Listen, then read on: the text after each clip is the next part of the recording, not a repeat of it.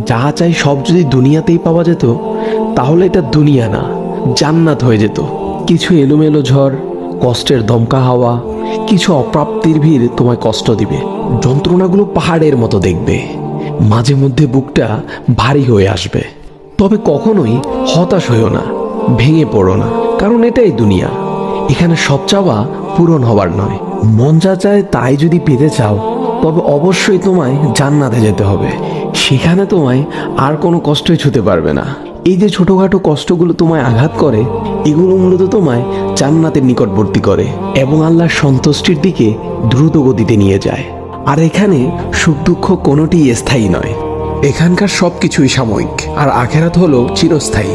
সেখানকার সুখ দুঃখ চিরস্থায়ী।